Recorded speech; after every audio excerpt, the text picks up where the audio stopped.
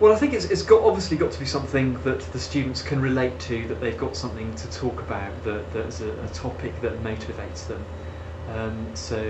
I often find that a lot of the stuff that you get in traditional EFL textbooks is completely inappropriate because it's not, they haven't got anything to say, it's not relevant to their lives. So firstly, it's got to be something that they feel strongly about and can actually want to, and can talk about and want to talk about. So you've got to be very clear about what your aims are.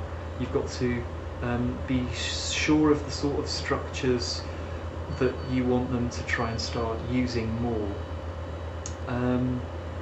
And you've also got to be, very careful about when you correct and when you don't correct, because overcorrection tends to sort of stunt conversation.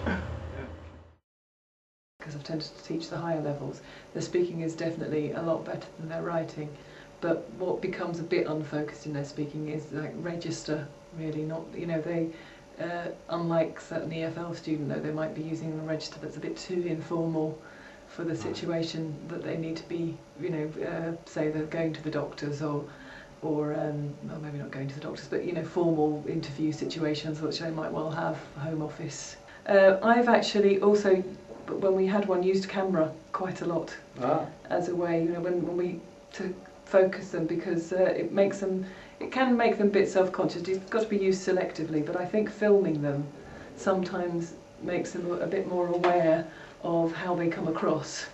And I think it's more useful than using a tape to do the same thing, because the tape can be quite painful to listen back to, because it's, listening, one being difficult skill in itself, but secondly, I think the reason why we use video in the classroom in the first place, because you've got the visual clues, etc. You're not focusing just on their pronunciation, you're focusing on their ability to communicate, but it also shows that how they interact with each other. When I say use camera, use it in pairs. So there's some sort of pair work exercise and film it. They liked it, and it's quite bonding for the whole class. With ESOL students, I would say to set it up very clearly so there are clear guidelines, perhaps an aim at the end, or not if it's just a personalised discussion. I'd give an example, like today we did first time experiences, and I talked about the first time I'd actually inhaled a cigarette and how I got sick. That I had that memory, because they were a bit woolly about, well, I can't remember last week, how can I, that sort of thing. So maybe an example to start them off. What I find is that they all talk over each other. So if you've got a topic that interests them, they're all going to talk at once about it. That's what sticks in my mind about ESOL. And so it's the whole turn-taking thing. Everybody that is the huge thing for me with ESOL, that everybody has the chance to talk, because some are so confident and so fluent that the turn-taking misses out. These learners have a narrower perspective toward other people in the world, but they have a greater knowledge of life. No, it doesn't mean that because they're not familiar with other cultures and other people, they don't have that good background with them. No, they have a lot to draw upon in the lessons, and try to find those in planning your lessons, in communicating with them, in enhancing their language proficiency level. Try to extract as much as you can from their own culture and background. You're kind of stepping on eggshells a bit, because, for example, I've got in my higher class, I've got a couple of Iranians who've had nightmare lives, and just they won't talk about it.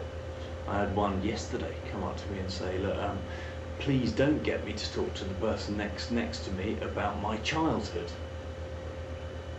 And she was about to scream, really low level, simple, my bog standard ESOL class, get a dialogue, just invent a dialogue, like in the benefit office, in the post office it was.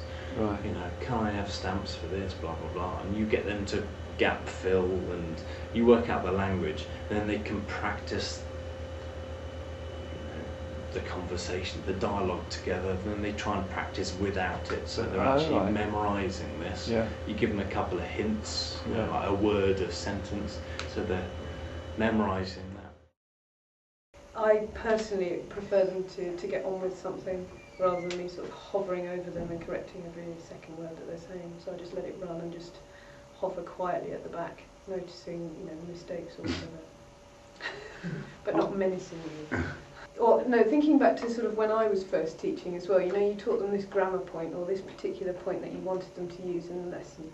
And in EFL you have, you know, these nice checklists that a student marks if they hear the words. Don't be too disappointed if they don't use any of the vocabulary or very few expressions that you've been banging on about. They tend to just go back to however they've functioned before, and that will maybe get the stuff that you've taught them for this speaking will come out sort of later down the line. I concentrate mainly on the communicative aspect. What surprised me was that they wanted very common functional expressions, which I'd always thought that ESOL students were very good at. You know, they always know things like cheers and stuff. In fact, they wanted that because they were mishearing and they were not understanding the full message. So they were nodding and people thought they understood, but they didn't know what things, you know, spoken phrases like anyway, things like that. So they were very keen on actually looking at it and saying, what does it mean, and then practicing it. Also telephoning. They didn't know the kind of the structure of conversations. So I think it was just clarifying. They seemed to have a ability to use it, but a successful lesson for them was when they walked out being more accurate in what they were using and being more aware of what they were using and the effect it was having on other people, and also helping them to use what they heard speaking outside to be able to kind of analyse it themselves. Because the level is so low, and also you have that cultural barrier because they're coming from places that are and from situations that in fact inherently need advanced English to speak about, emotions and feelings that beginners just, you know, obviously just don't have. So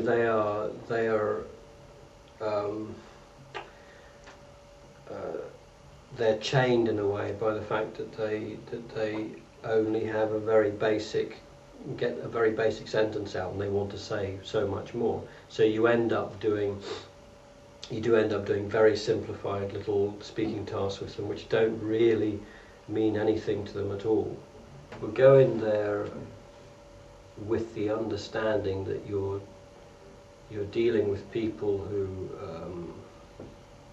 are probably around about the same age as you, but have experienced probably a hell of a lot more than you have experienced, and so try to pick ways of getting them to talk and ways and subjects to talk about which are going to mean that they are bringing something to the activity, rather than you pushing things onto them, that they're actually bringing something personal to the activity, because that will enrich the whole activity and also enrich your experience as a teacher as well. And also, I suppose, so in that respect, make sure to pick activities that, you know, don't patronise, that are basically below them. I think for me one of the most important things about speaking is noticing things. You know, I don't necessarily expect